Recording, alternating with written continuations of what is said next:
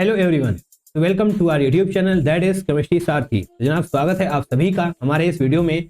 तो आज हम करने वाले हैं स्ट्रक्चर ऑफ एटम के सभी पीवाईक्यूज जो कि अप्रैल अटेम्प्ट 2024 में पूछे गए थे। राइट, आप सभी को पता है कि एक आसान चैप्टर है बट काफ़ी इंपॉर्टेंट है। एक से दो क्वेश्चन इससे आते ही आते हैं, कुछ क्वेश्चन अच्छे भी आते हैं, इसलिए आपको इसके सभी पीवाईक्यूज प्रैक्टिस करने चाहिए। राइट, सबसे पहले इस वीडियो के डिस्क्रिप्शन में जाइए, दी हुई पीडीएफ को डाउनलोड करिए, उसको प्रिंट निकलवाइए, देन अकेले बैठकर टाइम बाउंड मैनर में सभी क्वेश्चंस को सॉल्व करिए। उसके बाद वापस से आकर के हमारे इस वीडियो सॉल्यूशन को देखिए ताकि कोई भी आपका डाउट ना रहे। राइट, निश्चित तौर पर आप काफ़ी सारे नए कॉन्सेप्ट सीखने वाले हैं एंड आपके पुराने कॉन्सेप्ट ब्रशअप होने वाले हैं इस वीडियो को देखने के बाद। चलिए जनाब, इस वीडियो को हम शुरू करते हैं।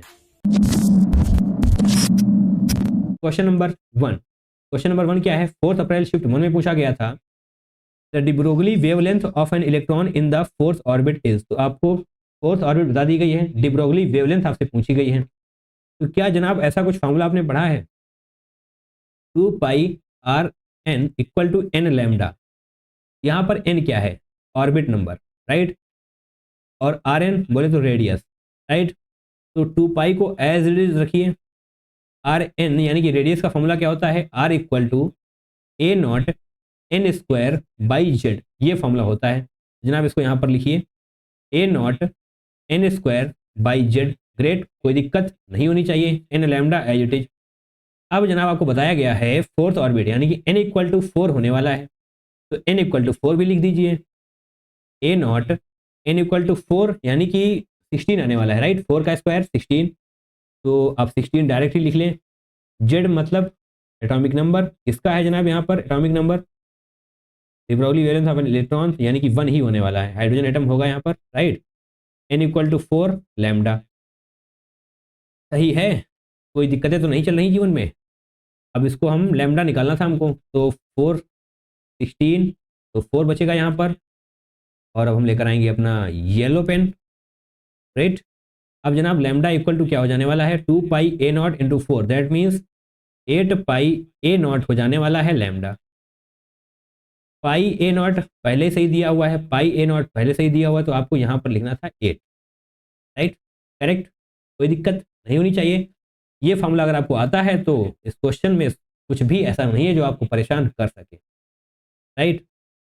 बट ऐसे फॉर्मूले आने चाहिए, याद करके रखिए। फिंगर टिप्स पे अगर ये वाले फॉर्मूले होंगे तो आप एक्स्ट्रा एज लेकर जा रहे होंगे अपने बाकी के कंपटीटर्स के साथ, right. Now moving forward, question number 2 को हम करेंगे, चूज द इनकरेक्ट स्टेटमेंट। चलिए जनाब पहले इसको अंडरलाइन करते हैं। इनकरेक्ट स्टेटमेंट हमको टिक करना है अबाउट डाल्टन्स एटॉमिक थ्योरी। तो आपने डाल्टन्स एटॉमिक थ्योरी को तो पढ़ा ही है। चलिए, chemical reaction involve reorganisation of atoms. तो जनाब ये लाइन बिल्कुल सही है, according to Dalton's atomic theory, clear है।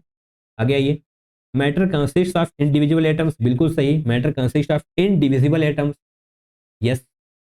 Compounds are formed when atoms of different elements combined in any ratio. नहीं, एनी रेशियो नहीं, यहाँ पर फिक्स्ड रेशियो होगा, right, fixed ratio. Compounds are formed when atoms of different elements combine in any ratio, नहीं, fixed ratio होना चाहिए था, यानी कि ऑप्शन नंबर 3 आपका सही हो जाएगा, क्योंकि आपको पता करना था इनकरेक्ट स्टेटमेंट। फोर्थ को भी देख लीजिए, compounds are formed when atoms of different elements combined in any ratio. Okay, तो इसका मतलब ये वाली लाइन यहाँ पर नहीं होनी चाहिए थी, right. All the atoms of a given element have identical properties including identical mass. तो जनाब ये वाली लाइन सही है, ऑप्शन नंबर 3 आपका सही हो जाएगा, सही है। डाल्टन्स एटॉमिक थ्योरी को आपने पढ़ा हुआ है, रिवाइज करिए, सब कुछ क्लियर हो जाएगा। एंड डाल्टन्स एटॉमिक थ्योरी का ये क्वेश्चन आपने देखा। आगे आइए, एक और क्वेश्चन रहा ये वाला।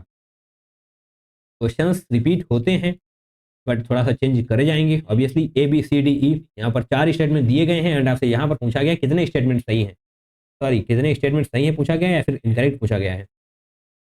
इनकरेक्ट ही पूछा गया है, ग्रेट। चलिए, क्वेश्चन नंबर 2 को हमने सॉल्व किया, क्वेश्चन नंबर 3 को करते हैं, फिर क्वेश्चन नंबर 4 को भी करने वाले हैं। Question number 3, the maximum number of orbitals which can be identified with n equal to 4।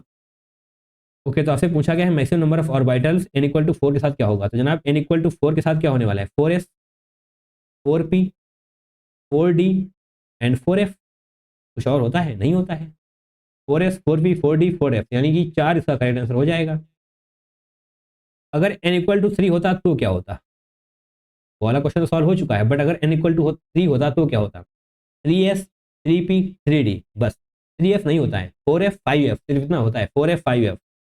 तो n इक्वल टू 3 अगर होता तो 4s 4p 4d, यानी कि इसका करेक्ट आंसर होता 3, राइट। समझ में आना चाहिए, दिक्कतें नहीं होनी चाहिए जीवन में। Now statement A, atoms of different elements differ in mass, incorrect आपको ढूंढना है। तो फिलहाल के लिए तो ये वाला स्टेटमेंट सही है, आंसर सही नहीं होगा इसमें। Matter consist of divisible atom, नहीं भैया, इनडिविजिबल एटम। इसमें तो आपने सही बताया था, बट यहाँ पर गलत कर दिया गया है इस लाइन को। देखिए यहाँ पर क्या लिखा हुआ है, इनडिविजिबल, राइट, बट यहाँ पर लिखा हुआ है डिविजिबल, तो गलत है ये, ऑब्वियसली मार्क करिए इसको। आगे आते हैं, फिर देखते हैं कौन सा सही है कौन सा गलत है। Compounds are formed when atoms of different elements combined in a fixed ratio, yes. देखिए किस तरीके से क्वेश्चन को बदला जा रहा है, इस तरीके से, इसी वजह से कह रहे हैं जनाब पूरा क्वेश्चन समझ के चलिए, सिर्फ आंसर को मार्क करके आगे नहीं बढ़ना है। जब आप पूरे तरीके से क्वेश्चन को पढ़ेंगे तो एक क्वेश्चन की हेल्प से बाकी क्वेश्चन भी सॉल्व हो रहे होंगे। वहां पर इनडिविजिबल था बट यहाँ पर डिविजिबल कर दिया गया है, वहां पर एनी रेशियो था बट यहाँ पर फिक्स्ड रेशियो कर दिया गया है, राइट। तो यहाँ पर ये वाली लाइन सही हो जाएगी। आगे आते हैं, all the atoms of given elements have different properties including mass, नहीं, सेम प्रॉपर्टी होती है, इसको भी आप टिक कर लेंगे क्योंकि इनकरेक्ट पता करना है। Chemical reaction involve reorganisation of atoms, तो ये वाली लाइन तो एज इट इज उठाकर दे दी गई है लास्ट क्वेश्चन से। B and d, that means option number second is going to be the correct one. तो question number 1 and question number 4 काफी सिमिलर हैं, राइट। एक क्वेश्चन अगर आप अच्छी तरीके से कर लेते हैं तो दूसरा क्वेश्चन भी आप आसानी से करेक्ट कर लेंगे, सही है। आगे बढ़ें, इजाजत है आपकी, यस। क्वेश्चन नंबर 5 को करते हैं। The value of Rydberg constant, ये आपको वैल्यू दे दी गई है। The velocity of electron having mass, okay, in Bohr's first orbit of hydrogen atom, तो इसकी वैल्यू की जरूरत है नहीं यहाँ पर। वेलोसिटी का फार्मूला आपको पता होना चाहिए, क्या होता है जनाब फार्मूला, वेलोसिटी वी लिखेंगे 2.1818 होगा, 16 नहीं होगा, 18 इंटू 10⁻6 मीटर पर सेकेंड होता है, बट उसको अभी के लिए हम इग्नोर करके रखेंगे। मीटर पर सेकेंड यहाँ पर भी है तो दिक्कतें नहीं होने वाली, राइट। और फिर क्या होता है, Z/n, राइट, Z/m। ये फार्मूला अगर आपको आता है तो क्वेश्चन में कुछ भी नहीं है। बाकी आपको पता होने चाहिए वेलोसिटी का फार्मूला, रेडियस का फार्मूला, ये सारी चीज़ें पता होनी चाहिए, एनर्जी का भी, राइट। तो क्या होने वाला है 2.18 इंटू 10⁻6, जेड क्या हो जाएगा, फर्स्ट बोर हाइड्रोजन एटम है तो जेड की वैल्यू भी 1 होगी, फर्स्ट ऑर्बिट है तो एन की वैल्यू भी 1 होने वाली है, यानी कि 1/1 इसको हम हटा सकते हैं। अब से आंसर पूछा गया है 10⁻5 के फॉर्मेट में, यानी कि 21.8 इंटू 10⁻5 भी आप लिख सकते हैं, सही है। 21.8 को जब आप राउंड ऑफ करेंगे तो आने वाला है 22, दैट मीन्स यही आपका करेक्ट आंसर हो जाएगा, 22 is going to be the right answer, right. आगे बढ़ें, यस। तो नाउ क्वेश्चन नंबर 6, जनाब क्वेश्चन नंबर 6 को देखिए, बहुत ही बेहतरीन क्वेश्चन पूछ लिया गया है आपसे 5 अप्रैल शिफ्ट 2 में, राइट। पढ़िए, in an atom total number of electrons having quantum number n equal to 4, ml equal to 1 and ms equal to -1/2। तो जनाब बहुत ही शानदार क्वेश्चन पूछा गया है आपसे, एंड बिलीव मी जितना बेहतरीन ये क्वेश्चन है उतनी ही बेहतरीन तरीके से आपको समझाया भी जाएगा, आपके सारे कॉन्सेप्ट क्लियर हो जाएंगे, बस अपना फोकस स्क्रीन पर रखिए, राइट। चलिए कॉन्सेप्ट से शुरुआत करते हैं हम।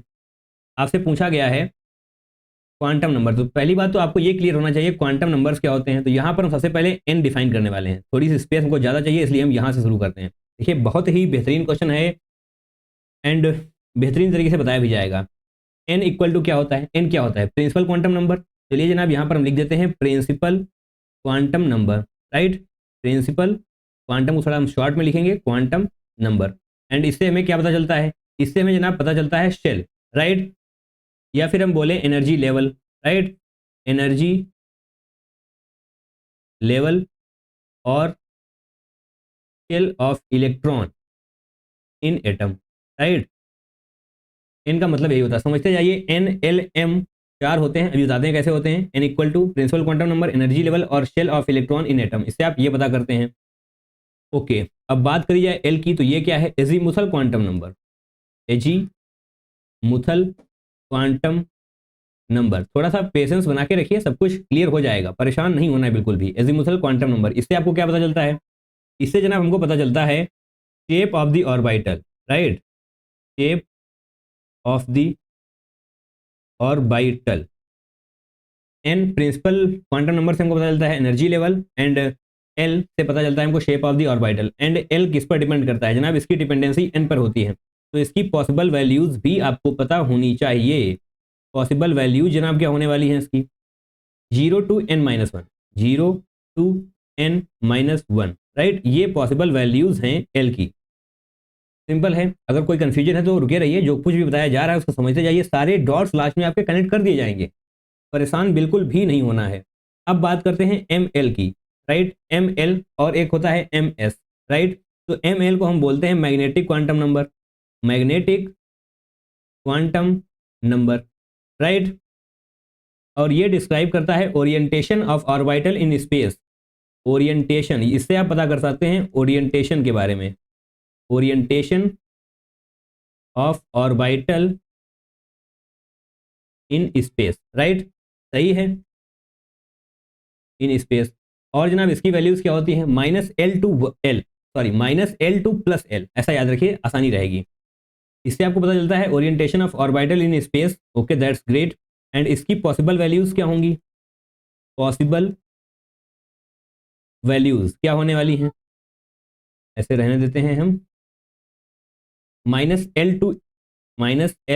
to +L लिख लीजिए, राइट, इंक्लूडिंग जीरो, जीरो भी जनाब इंक्लूड किया जाएगा, इंक्लूडिंग जीरो। अब इसे जनाब -L से +L की तरफ आएंगे तो आपको बीच में जीरो भी मिलेगा। अगर आपको कंफ्यूजन हो रहा है तो जनाब इसको नोट कर लीजिए, जीरो भी हमको इंक्लूड करना है। अब बात करते हैं चौथे की, दैट मीन्स एम एस की। एम एस की जनाब बात हम थोड़ा साइड में ही कर लेते हैं, क्योंकि नीचे भी तो हमको थोड़ा थोड़ा स्पेस चाहिए होगा, चलिए लास्ट में थोड़ा सा कलर ही चेंज कर लेते हैं। एम एस, ये क्या होता है? ये जनाब होता है spin quantum number, spin quantum number, right. And ये जनाब स्पिन डायरेक्शन बताता है इलेक्ट्रॉन की, स्पिन डायरेक्शन ऑफ इलेक्ट्रॉन। और इसकी दो ही वैल्यूज पॉसिबल हैं, या तो होगी -1/2 या फिर होने वाली है +1/2, राइट। -1/2 का मतलब होता है डाउनवर्ड स्पिन। तो एक बार फिर से सभी चीज़ों को पढ़ते हैं। n equal to principal quantum number, energy level और shell of electron in atom. l azimuthal quantum number, इससे आपको पता चलता है shape of the orbitals. And possible value जनाब ये हैं, ml, सब कुछ पढ़ के देख सकते हैं आप, राइट। तो कॉन्सेप्ट क्लियर हो चुके हैं। अब एक बार फिर से क्वेश्चन की तरफ नजर दौड़ाइए। n इक्वल टू 4 दिया हुआ है आपको, ml इक्वल टू 1 दिया हुआ है, मॉड लगा हुआ है बाहर, मॉड यानी कि जीरो इंक्लूड नहीं होने वाला, right. n equal to 0, n equal to 4, रुकिए समझिए, कंफ्यूजन है तो लास्ट तक बस क्वेश्चन को देखिए, सबको समझ आ जाएगा, परेशान बिल्कुल नहीं होना है। n equal to 0, ml equal to 1, ms equal to 1 -1/2, sorry minus है यहाँ पर, इस माइनस को इग्नोर बिल्कुल नहीं करना है, दैट्स ग्रेट। अब जनाब हमारे पास ml इक्वल टू 1 है, राइट, ये देखिए यहाँ पर ml इक्वल टू 1 है। ml को हमने क्या बताया था जनाब? यहाँ पर देखिए magnetic quantum number, okay. ml equal to 1 का मतलब है जनाब हम s को काउंट नहीं करने वाले, राइट। ml इक्वल टू अगर 1 है, दैट मीन्स ml की जो पॉसिबल वैल्यूज हैं वो क्या है जनाब? इस तरीके से -1 and +1, that means we are not going to consider s orbital, right. s को हम कंसिडर नहीं करेंगे, क्योंकि जनाब s के केस में, सॉरी, l इक्वल टू 0 होता है, राइट, l इक्वल टू 0 होता है, जो कि यहाँ पर अलाउ नहीं है आपके लिए, ओके। दैट मीन्स हम s को कंसिडर नहीं करने वाले। अब बात करते हैं हम p, d एंड f की। तो p ऑर्बिटल को आप अच्छे से समझेंगे, एंड वही कॉन्सेप्ट यूज होने वाला है d एंड f में भी, राइट। तो हम p के लिए अगर बात करें तो n इक्वल टू 1 होना चाहिए, राइट। p ऑर्बिटल लिख लेते हैं यहाँ पर हम, दैट्स इट। अब देखिए जो आपको ml इक्वल टू 1 दिया है, सॉरी ml इक्वल टू 1 नहीं है, थोड़ा सा हम पेन चेंज करेंगे। जो मॉड्यूलस ml इक्वल टू 1 आपको दिया है, ये किस तरीके से अचीव किया जा सकता है? दो तरीकों से अचीव किया जा सकता है। कैसे? या तो जनाब l की वैल्यू 1 हो, या फिर l की वैल्यू -1 हो, राइट। अगर हम यहाँ पर थोड़ा सा अच्छे से लिखना चाहें तो जनाब ml ही कर लीजिए, ताकि कोई दिक्कत आपको ना हो, अदरवाइज आप कंफ्यूज हो जाएंगे यहाँ पर, राइट। ml क्योंकि मैग्नेटिक क्वांटम नंबर है ना, तो राइट, या तो +1 हो या फिर -1 हो, दोनों ही केसेस में आपको मॉड्यूलस +1 ही मिलने वाली है, दैट्स इट, कोई दिक्कत नहीं होनी चाहिए। और जनाब आपके पास यहाँ पर दिया हुआ है ms equal to -1/2, that means ms क्या है जनाब? Spin quantum number, right. और जनाब एम एस इक्वल टू -1/2 का मतलब होता है जितने भी अवेलेबल इलेक्ट्रॉन्स हैं, जितने भी अवेलेबल इलेक्ट्रॉन्स हैं मैग्नेटिक क्वांटम नंबर में, उसके हम सिर्फ और सिर्फ आधे ही ले सकते हैं। कोई दिक्कत नहीं होनी चाहिए। दोबारा सुनिए, एम एस इक्वल टू -1/2 आपको दिया गया है, राइट। इसका क्या मतलब हुआ, जितने भी इलेक्ट्रॉन्स अवेलेबल हैं मैग्नेटिक क्वांटम नंबर में, उसके सिर्फ और सिर्फ आधे ही हम ले सकते हैं, right.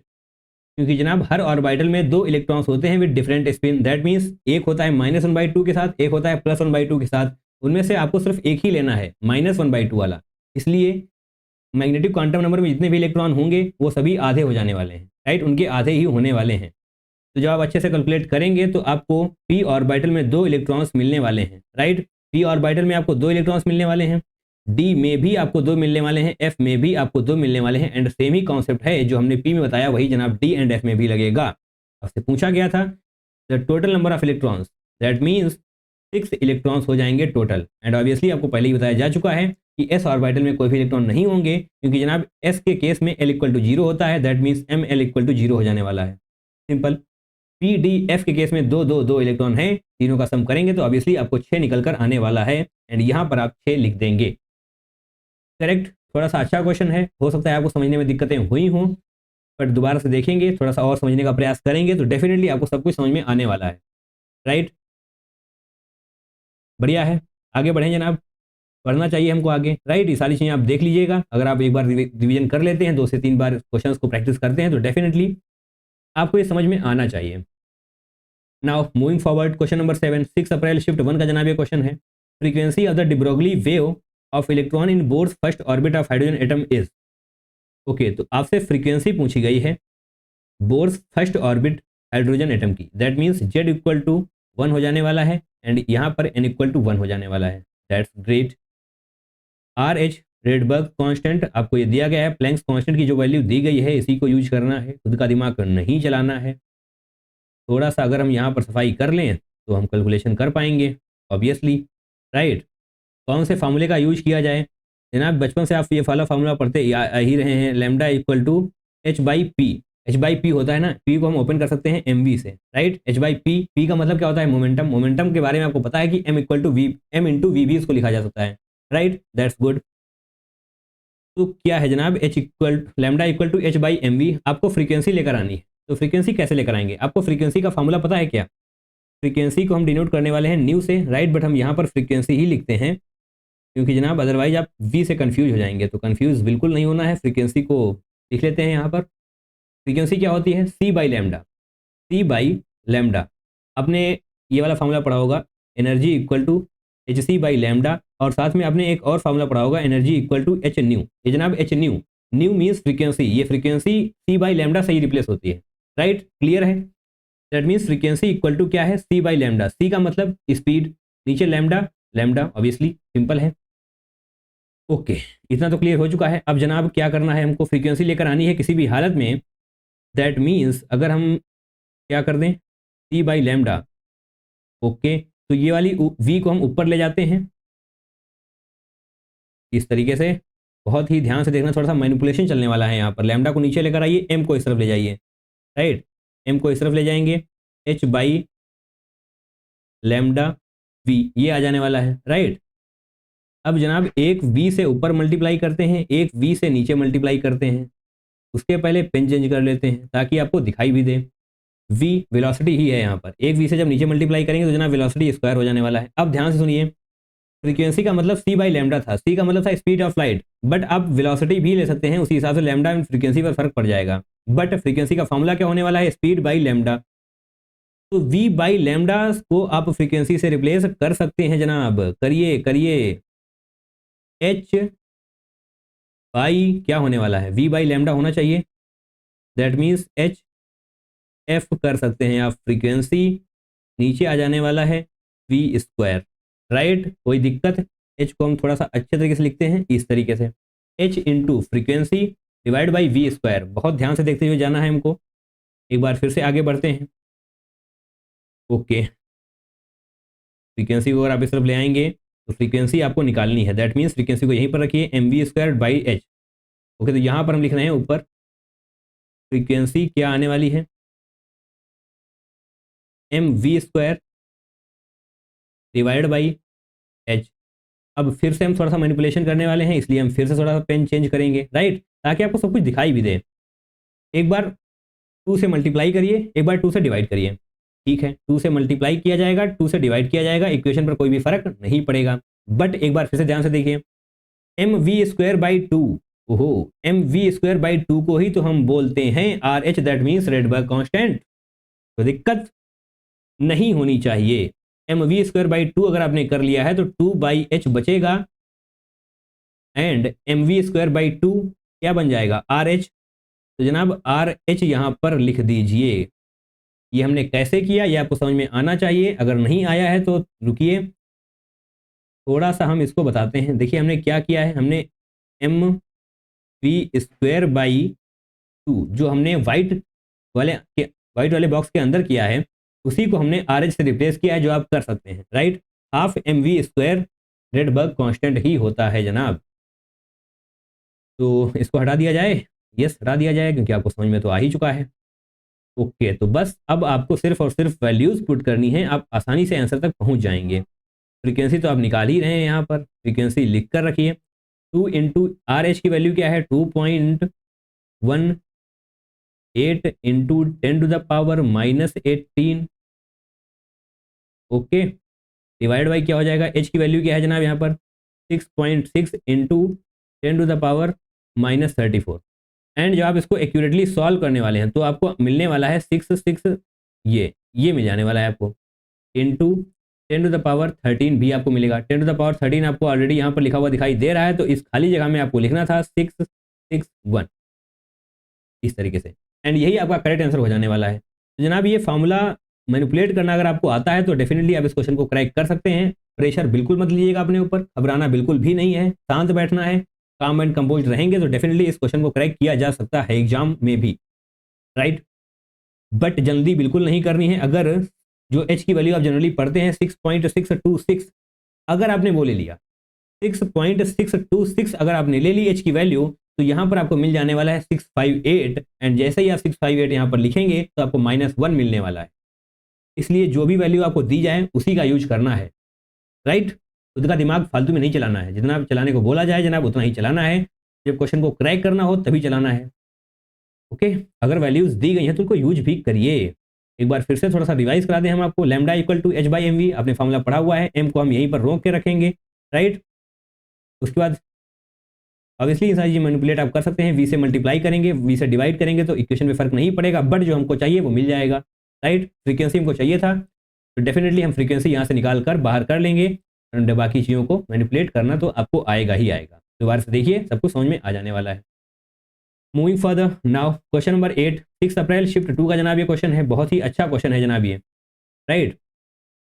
Consider the following reaction, okay, तो रिएक्शन हमारे पास दी गई है, एंड ये question the number of protons that do not involve in hydrogen bonding, तो जनाब ये क्वेश्चन एटॉमिक स्ट्रक्चर का तो नहीं है, बट ओके, अगर यहाँ पर आ गया तो हम सॉल्व कर लेते हैं। एट द एंड आपको सारे क्वेश्चंस कराए जाएंगे, सारे पीवाईक्यूज आपको प्रैक्टिस कराए जाएंगे। मैंने पहले भी कहा है एग्रीगेशन में थोड़ा सा इधर उधर हो सकता है, बट एट द एंड आपको सारे क्वेश्चंस की प्रैक्टिस करनी ही करनी है, चाहे वो क्वेश्चन यहाँ कराया जाए, एक दो क्वेश्चन इधर उधर हो सकते हैं, तो जनाब उतना तो आप मैनेज कर सकते हैं, ओके।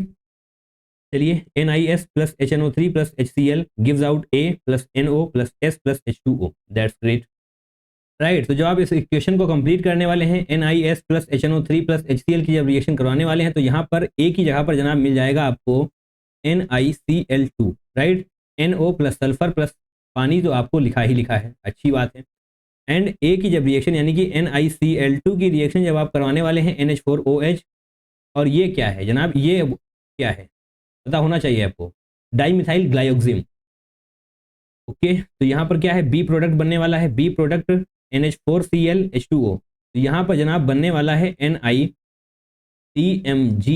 का होल ट्वाइस, यानी कि डाइमिथाइल ग्लाइऑक्सिम। अभी अभी तो हमने बोला है, अगर आप लिख के देखना चाहते हैं देखिए, ग्लाइमिथाइल ग्लाइऑक्सिम, आई होप बिल्कुल स्पेलिंग सही लिखी है हमने, that's great, yes, NiDMG whole twice, यही है जनाब बी प्रोडक्ट, राइट। इसको हम बी लिख देते हैं यहाँ पर, समझ आ चुका है। अब हमसे पूछा गया है the number of protons that do not involve in hydrogen bonding in the product b. तो जो प्रोडक्ट बी आप बना है यहाँ पर आपसे पूछा गया है प्रोडक्ट बी में कितने प्रोटॉन हैं जो हाइड्रोजन बॉन्डिंग में इन्वॉल्व नहीं हो रहे हैं। तो उसके लिए तो आपको जनाब इसका स्ट्रक्चर आना चाहिए। तो बड़ा ही प्यारा स्ट्रक्चर है इसका। कैसे है भी दिखाते हैं आपको, यहाँ पर बना के दिखाते हैं आपको। NiDMg होल ट्वाइस का स्ट्रक्चर। तो सबसे पहले NiCmG होल ट्वाइस लिखते हैं एंड इसका स्ट्रक्चर बहुत ही ध्यान से देखना है आपको, सीखना है कैसे बनाते हैं इसका स्ट्रक्चर, राइट। ओके चलिए शुरुआत करते हैं जनाब। N यहाँ पर रखिए, डबल बॉन्ड देखिए जिस तरीके से बना रहे हैं उसी तरीके से बनाना है, याद भी आपको हो जाएगा, राइट। और एक इस तरफ आप कर लीजिए, यहाँ पर भी N लगाएंगे इस तरीके से। यहाँ पर जनाब C हो जाने वाला है, C इस तरीके से, कोई दिक्कत अभी तक तो नहीं होनी चाहिए। यहाँ पर जनाब Ni हो जाएगा। इसी तरीके से यहाँ पर भी बनाइए, इन दोनों कार्बन को भी जोड़ देना है, अलग अलग बिल्कुल नहीं रहने वाले। CH3 यहाँ पर भी जनाब N डबल बॉन्ड CH3, इन दोनों कार्बन को भी जोड़ ही देना है। इस तरीके से यहाँ पर हो जाएगा। अब हमें बनाने होंगे जनाब OH, इस तरीके से बनने वाले हैं, नहीं इस तरीके से नहीं बनेंगे, इसको हम हटाएंगे यहाँ पर, राइट। तो जनाब यहाँ से बनने वाला है OH बॉन्ड, राइट। और इस बार हम यहाँ से बनाएंगे OH बॉन्ड OH, एंड यहाँ पर हो जाएगा O निगेटिव, एंड इसके पास यहाँ पे हो जाएगा O निगेटिव। या फिर चलिए थोड़ा सा ओपन करके बनाते हैं OH को, ताकि आपको और भी अच्छे तरीके से समझ में आए, राइट। सिर्फ OH को ओपन किया जा रहा है, बाकी इतना तो आप कर ही सकते हैं। यस, OH को थोड़ा सा आगे बढ़ के बनाया जाएगा इस तरीके से, इस तरीके से। अब जनाब होने वाली है हाइड्रोजन बॉन्डिंग, इस तरीके से जनाब यहाँ पर हाइड्रोजन बॉन्डिंग होने वाली है। OH जैसे ही आपको नजर आएगा, आपको हाइड्रोजन बॉन्डिंग समझ में आ जानी चाहिए। एंड ये जनाब स्ट्रक्चर है किसका, NiDMg होल ट्वाइस का, राइट। बढ़िया लगा स्ट्रक्चर, कैसा लगा बताइए।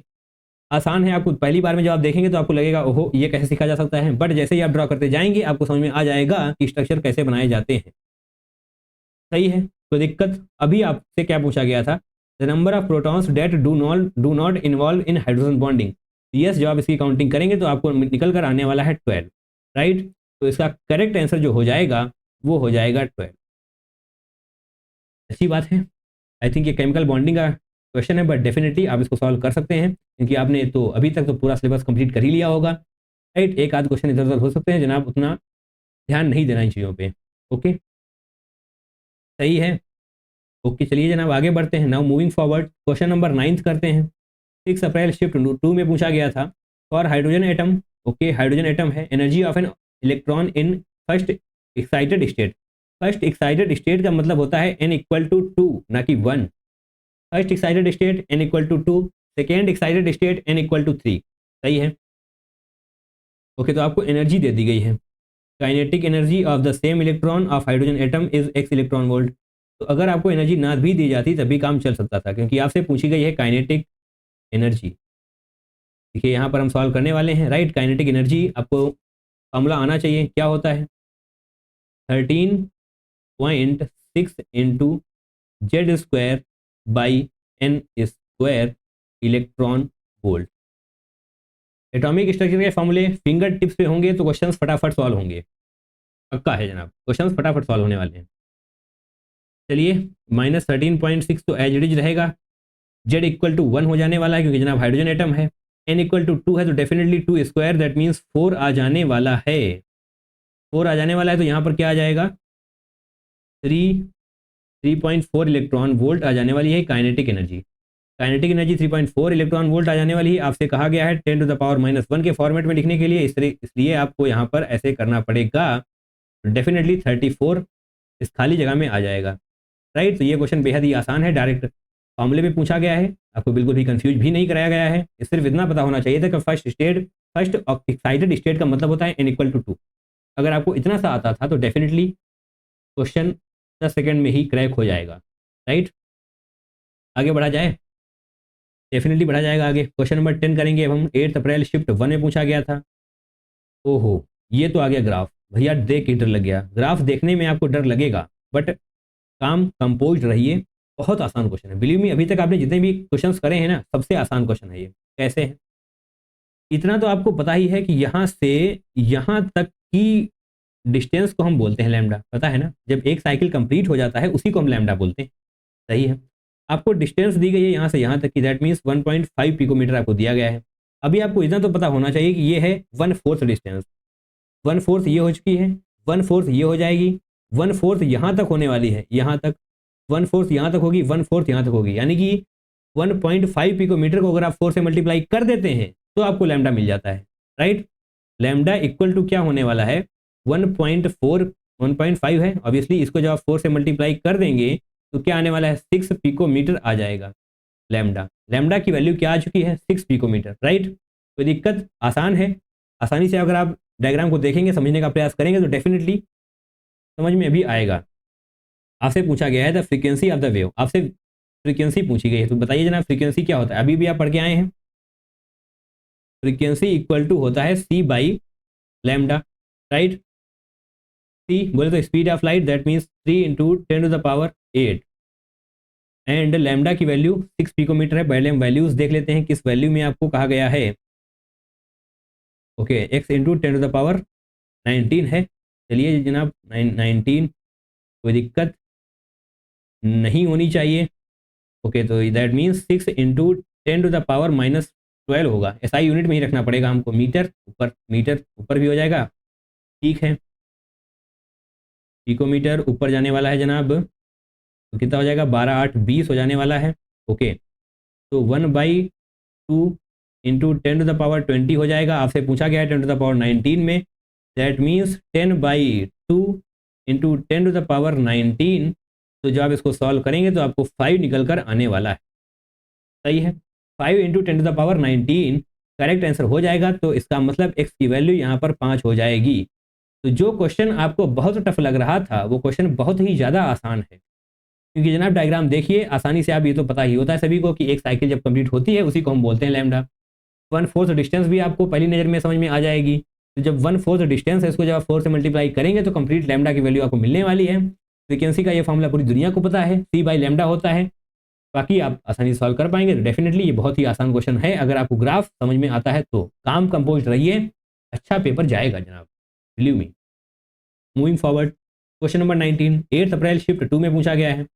Wave number for radiation 5800 angstrom wavelength is x × 10। Okay, centimetre inverse जनाब ध्यान देना है, सेंटीमीटर इनवर्स लिखा हुआ है, मीटर इनवर्स नहीं, सेंटीमीटर इनवर्स। बहुत ध्यान से। वेव नंबर का फॉर्मूला क्या होता है जनाब, वेव नंबर का फॉर्मूला होता है 1/λ, सिंपल। वेव नंबर का फॉर्मूला होता है 1/λ। आपको लैम्डा ही दिया गया है, वेव नंबर आपसे पूछा गया है, तो 1/λ क्या होगा जनाब, 5800 एंगस्ट्रॉम। एंगस्ट्रॉम का मतलब होता है 10⁻−10 मीटर, बट आपको सेंटीमीटर में लेकर आना है, राइट। तो 10⁻−8 करके रखिए, क्योंकि आपको यहाँ पर सेंटीमीटर चाहिए है। ओके, तो जब आप इसको पूरी तरीके से सॉल्व करने वाले हैं तो आपको मिलने वाला है 17241। आपसे पूछा गया है 10⁻−1 में, तो आपको लिखना पड़ेगा 1724.1 × 10⁻−1 सेंटीमीटर इनवर्स। ग्रेट, कोई दिक्कत। तो ऑब्वियसली आपको जो लिखना होगा यहाँ पर वो क्या होगा, 1724 जब आप लिख देंगे तो आपको 4 नंबर मिल जाने वाले हैं, एंड आपका क्वेश्चन बिल्कुल सही हो जाएगा। सही है। Wave number equal to 1/λ, formula आपको रटा हुआ होना चाहिए। इसको सॉल्व करेंगे तो डेफिनेटली आप सही आंसर तक पहुंच पाएंगे, बट ध्यान यहाँ पर ये रखना है कि सेंटीमीटर लिखा हुआ है, मीटर नहीं लिखा हुआ है। यूनिट्स का ध्यान रखिए, चीज़ें बेहतर होंगी जनाब। क्वेश्चन नंबर 12, तो ये वाला क्वेश्चन तो आपसे चुटकियों में सॉल्व होना चाहिए, कई बार हम ही करा चुके हैं, एंड बेहद ही शानदार क्वेश्चन होने वाला है ये। Compare the energies of the following sets of quantum number for multi electronic system. तो सिर्फ और सिर्फ 2 कॉन्सेप्ट होते हैं यहाँ पर। इसकी n+l की वैल्यू ज़्यादा होगी, उसी की जनाब एनर्जी ज़्यादा होने वाली है। बट अगर n+l की वैल्यू सेम है तो जिसकी n की वैल्यू ज़्यादा होगी उसकी जनाब एनर्जी ज़्यादा होने वाली है। पहले n+l को चेक करेंगे, जिसकी n+l की वैल्यू ज़्यादा है उसकी एनर्जी ज़्यादा है, बट अगर n+l सेम आ जाते हैं तो हम n की तरफ जाएंगे। Simple concept, crystal clear. Now back to our question. 4 + 1 5, 4 + 2 6, 3 + 1 4, 3 + 2 5, 4 + 0 4। अब n+l की वैल्यू सबसे ज़्यादा है b की, तो सबसे ज़्यादा एनर्जी होने वाली है b की। दैट मीन्स ऑप्शन नंबर 1 नहीं होगा, ऑप्शन नंबर 3 नहीं होगा। ध्यान से देखना है, यहाँ पर b की वैल्यू सबसे कम बताई गई है, राइट। ओके, अब बात करते हैं ए और डी की, जिनका 5-5 है। ओके, तो अब बारी आने वाली है ए और डी की। बट ए और डी में एनर्जी किसकी ज़्यादा होगी? जिसकी एन की वैल्यू ज़्यादा है। एन की वैल्यू किसकी ज़्यादा है? ए की ज़्यादा है। दैट मीन्स देखिए यहाँ पर हम लिख लेते हैं, सबसे ज़्यादा बी की होने वाली है। बी के बाद जनाब नंबर आने वाला है ए का। क्यों आने वाला है? क्योंकि जनाब एन की वैल्यू ज़्यादा है in comparison to D. That means A की एनर्जी ज़्यादा होगी in comparison to D, but उसके बाद डी आ जाएगा क्योंकि जनाब एन प्लस एल की वैल्यू ज़्यादा है डी की। सही है, 5-5 हो गया। अब बारी है 4-4 की। अब सी और ई की एनर्जी, सी की और ई की एनर्जी के लिए हमको ई की एनर्जी ज़्यादा होने वाली है, क्योंकि यहाँ पर जनाब एन की वैल्यू ज़्यादा है और यहाँ पर सी हो जाएगा। Right, B A D E C, क्या कोई ऐसा ऑप्शन है? B A D E C, B A D E C, B A D E C. Okay, that means option number 4 सही है। बहुत ध्यान से देखना है, यहाँ पर थोड़ा सा कंफ्यूज करने की कोशिश करी गई है, आपको कंफ्यूज बिल्कुल नहीं होना है एंड फोर्थ ऑप्शन को करेक्ट मार्क करके ही आना है। ग्रेट, अच्छे क्वेश्चन है, प्रैक्टिस करिए, आप बेहतर होंगे। नाउ क्वेश्चन नंबर 13, 9 अप्रैल शिफ्ट 2 का जनाब ये क्वेश्चन है। द कैंडेला, ओके, कैंडेला यहाँ पर 10 टू द पावर 12 ऊपर करके रखिएगा। Is the luminous intensity in a given direction of a source that emits monochromatic radiation of frequency a into 10 to the power 12 hertz and that has a radiant intensity in that direction of 1 by b watt per steradian a and b are respectively। Okay, तो जनाब ये एक theoretical question है, ना कि कोई solve करने वाला। राइट, न्यूमेरिकल टाइप क्वेश्चन नहीं है जो आपको ये देखने में लग रहा है, ये है थ्योरी वाला क्वेश्चन। कैसे है? कैंडेला वर्ड क्या आपने आज से पहले सुना है? नहीं सुना? चलिए जनाब हम सुनाते हैं। कहीं पर तो हमने लिखा था, ये जनाब यहाँ पर लिखा था हमने कैंडेला, ध्यान से सुनना है एंड इस पर्टिकुलर लाइन को अपनी कॉपी में नोट कर लेना है। अगर ऐसा क्वेश्चन आता है तो आपको सॉल्व करना पड़ेगा। Candela involve a source emitting monochromatic radiation of a specific frequency and it have a precise radiant intensity in a given direction. Okay, तो रेड पेन ले लें हम। Yes, candela involve a source emitting monochromatic radiation of a specific frequency and it have a precise radiant intensity in a given direction। that means candela सिर्फ और सिर्फ दो चीज़ों पर डिपेंड करता है। किस पर? Frequency of monochromatic radiation and radiant intensity, इन दोनों चीज़ों पर ही कैंडेला डिपेंड करेगा। Specific frequency, okay, monochromatic radiation की, और जनाब रेडिएंट इंटेंसिटी पर। एंड इसका डायरेक्ट आंसर होता है, क्या होता है? आइए देखते हैं। जो आपसे यहाँ पर पूछा गया है, the candela is the luminous intensity, ये आपको बताया गया है, is in given direction of a source that emits monochromatic radiation of frequency. जनाब जो रेडिएशन इमिट करता है, मोनोक्रोमेटिक रेडिएशन ऑफ फ्रीक्वेंसी, जनाब ये होता है 540 13 हर्ट्ज का। राइट, 13 हर्ट्ज ये होता है। परफेक्ट, कोई न्यूमेरिकल नहीं है जनाब, ये डायरेक्टली आपको याद ही रखना होता है। राइट, तो ये तो जनाब हो गया 540 13 हर्ट्ज मोनोक्रोमेटिक रेडिएशन। एंड और क्या पूछा गया है आपसे? It has a radiant intensity. जनाब जो रेडिएंट इंटेंसिटी होती है वो होती है 683, सॉरी 683 होगा, 38 नहीं होने वाला, 600, ये क्या हो गया है? 83, 683 ल्यूमेंस पर वॉट। यूनिट्स भी आपको पता होनी चाहिए, ल्यूमेंस पर वॉट। यहाँ पर रेसिप्रोकल वगैरह कुछ नहीं है, डायरेक्ट लिखा हुआ है। राइट, ध्यान से 540 टेरा हर्ट्ज मोनोक्रोमेटिक रेडिएशन, देखिए 540 कहाँ पर लिखा हुआ है? 10 टू द पावर 12 ऑलरेडी है। 540 जनाब यहाँ पर है। 683, ऑप्शन नंबर ए सही होगा, ऑप्शन नंबर 1 सही होने वाला है, ये वाला नहीं। रेसिप्रोकल जैसा कुछ नहीं होता है, डायरेक्ट जनाब यही होता है 683। कंफ्यूज बिल्कुल नहीं होना। एक बार फिर से एक कैंडेला की डेफिनेशन पढ़ लेते हैं, हम कैंडेला को समझने का प्रयास करते हैं। इट इन्वॉल्व्स, यानी कि candela involves a source emitting monochromatic radiation of a specific frequency. Specific frequency का जनाब मोनोक्रोमेटिक रेडिएशन होता है। Precise radiant intensity in a given direction, इसको नोट कर लीजिए, पढ़ लीजिए, समझ लीजिए। डेफिनेटली ये एक अच्छा क्वेश्चन है, आउट ऑफ द बॉक्स इसको हम बोल सकते हैं। ऐसा कोई गेस नहीं कर पाए होंगे आप कि ऐसा क्वेश्चन आने वाला है। मूविंग फॉरवर्ड, क्वेश्चन नंबर 14, 9 अप्रैल शिफ्ट 2 में पूछा गया था। The electronic configuration of the einsteinium. जनाब आइंस्टीनियम का इलेक्ट्रॉनिक कॉन्फ़िगरेशन क्या होता है? एटॉमिक नंबर तो आपको दे दिया गया है, रेडॉन, एंड जनाब यहाँ पर 5f11, एंड जनाब डी ऑर्बिटल में कोई भी इलेक्ट्रॉन नहीं होता है। डी ऑर्बिटल में कोई भी इलेक्ट्रॉन नहीं होता है। 6d0। और रेडॉन में कितने इलेक्ट्रॉन्स हो जाते हैं? 86। काउंटिंग करके देख सकते हैं आप, 86, 99 इलेक्ट्रॉन्स होने चाहिए, तो जनाब 13 इलेक्ट्रॉन्स बचे। 11 यहाँ पर चले जाएंगे, 2 यहाँ पर आ जाएंगे। 5 6d नहीं जनाब, 5d होगा। 6d हमने कैसे लिख दिया? ओहो, 5d 4f, यहाँ पर 4f होगा। गलतियाँ गलतियाँ नहीं, 5f क्या कर रहे हैं जनाब ये रेडॉन। आइंस्टीनियम किसका होता है, एक्टिनाइड्स का होता है। हम लैंथेनाइड्स की वजह से यहाँ पर कंफ्यूज हो रहे थे, तो इसको पूरा हटाएंगे, एक बार फिर से करते हैं। राइट, आइंस्टीनियम पहले सोच लेना ये लैंथेनम है या एक्टिनाइड्स का है, तो आइंस्टीनियम ऑब्वियसली एक्टिनाइड्स का है, तो डेफिनेटली Rn रेडॉन होने वाला है इसका।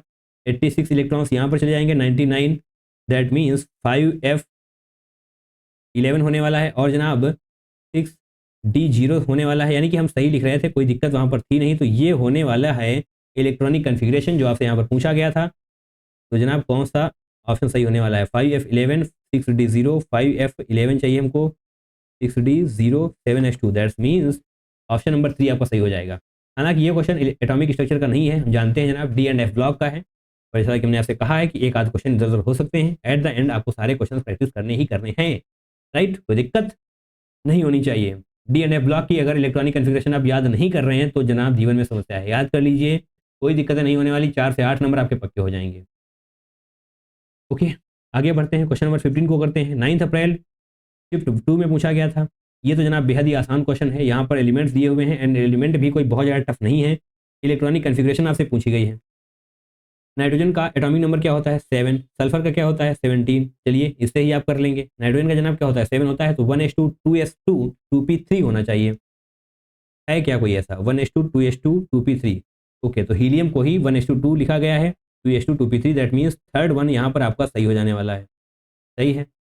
सल्फर की अगर हम बात करें तो सल्फर का जनाब क्या हो जाता है 16, 1s2 2s2 2p6 को नियॉन लिखा गया होगा, yes 3s2 3p4, that means B का हो जाने वाला है सेकेंड। राइट, और आगे देखिए ब्रोमीन, ब्रोमीन का जनाब एटॉमिक नंबर क्या होता है 35, क्रिप्टन का होता है 36। 35 का मतलब क्या हो जाएगा 35 एटॉमिक नंबर। देखिए एटॉमिक नंबर से यहाँ पर आपको कन्फ्यूजन होने वाली है अब यहाँ से, चलिए थोड़ा सा हम बताते हैं आपको इलेक्ट्रॉनिक कन्फिग्रेशन आप कैसे निकाल सकते हैं।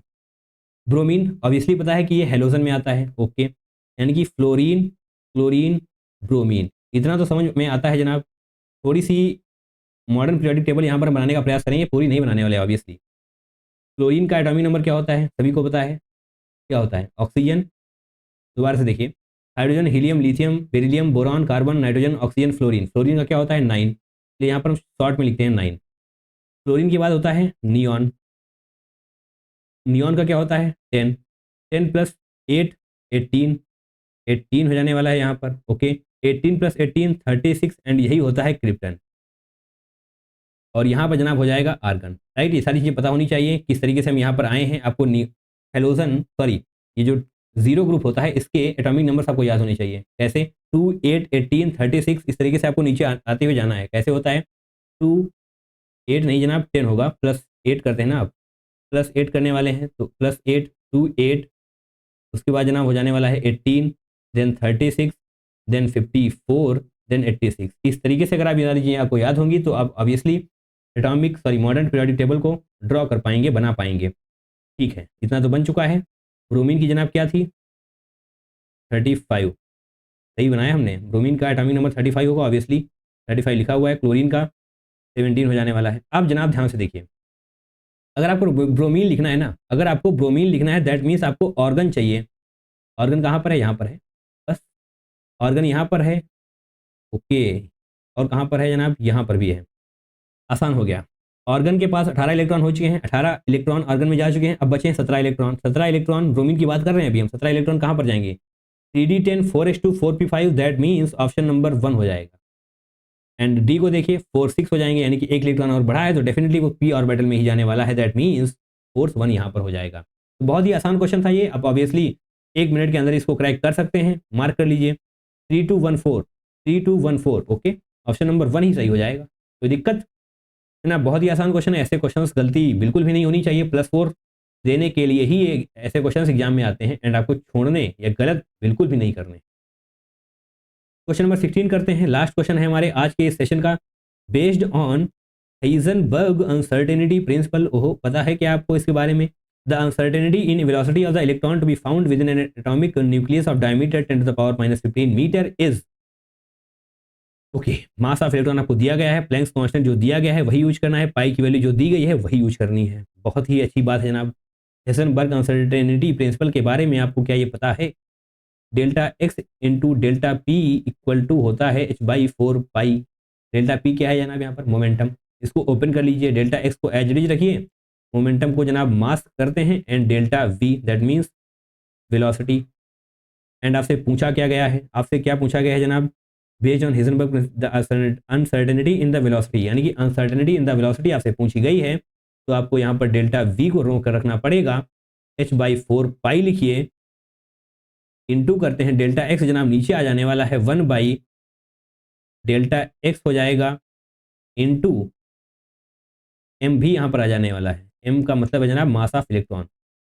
सब कुछ आ चुका है, वैल्यूज पुट करिए, डेफिनेटली आप आंसर तक पहुंच जाने वाले हैं। चलिए एक बार फिर से हम वैल्यूज को पुट करके दिखाई देते हैं आपको।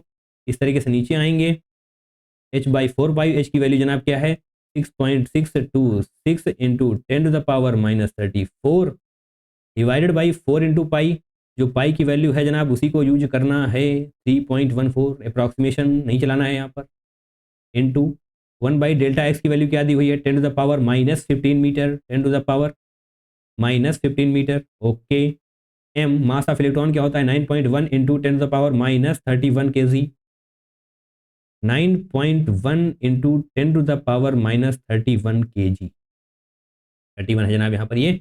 इसको जब आप सॉल्व करेंगे तो क्या आने वाला है, तो आने वाला है 57.97 इंटू 10⁻9, राइट, ये आ जाएगा। 10⁻9 आपको ऑलरेडी यहाँ पर लिखा हुआ है, 10⁻9 आपको ऑलरेडी यहाँ पर लिखा हुआ है, तो डेफिनेटली 57.9 को आप 58 लिख देंगे एंड यहाँ पर खाली जगह में भी आपको 58 ही लिखना पड़ेगा। Got it? सही है, मज़ा आ रहा है पढ़ने में जनाब, क्वेश्चंस अच्छे लग रहे हैं, डेफिनेटली ये कैलकुलेशन आपका दिमाग खा जाएगी। करिए करिए, इतना भी टफ नहीं होने वाला, राइट, थोड़ा तो टफ होगा ही होगा जनाब। 4 नंबर आपको चाहिए तो थोड़ा सा एक्स्ट्रा एफर्ट मारने पड़ेंगे। 58 करेक्ट आंसर हो जाएगा। चलिए जनाब, आंसर की का स्वागत किया जाए। Thank you so much from the bottom of the heart, आपने हमारे साथ इस वीडियो को लास्ट तक देखा, 16 क्वेश्चन आपने हमारे साथ प्रैक्टिस किए, जिसके लिए आप सभी का बहुत बहुत धन्यवाद। राइट, तो जनाब इसी तरीके से प्रैक्टिस करते जाइए। पीवाईक्यूज काफ़ी इंपॉर्टेंट होते हैं, आप सभी को पता है, जितनी ज़्यादा पीवाईक्यूज की आप प्रैक्टिस करने वाले हैं उतना ही ज़्यादा आपका कॉन्फिडेंस भी ऊपर जाने वाला है एंड सारा गेम कॉन्फिडेंस का ही होता है। राइट, चलिए, एटॉमिक स्ट्रक्चर की अगर आपको और भी क्वेश्चंस प्रैक्टिस करने हैं तो यहाँ पर आपको प्लेलिस्ट नजर आ जाएगी, डेफिनेटली जाइए, चैप्टर वाइज स्ट्रक्चर्ड फॉर्मेट में सब कुछ कराया गया है, प्रैक्टिस करते जाइए, सब कुछ हो जाएगा। राइट, चलिए जनाब, आज के इस वीडियो में इतना ही, मिलते हैं किसी दूसरे वीडियो में। Till then take care, tata bye bye and I love you all.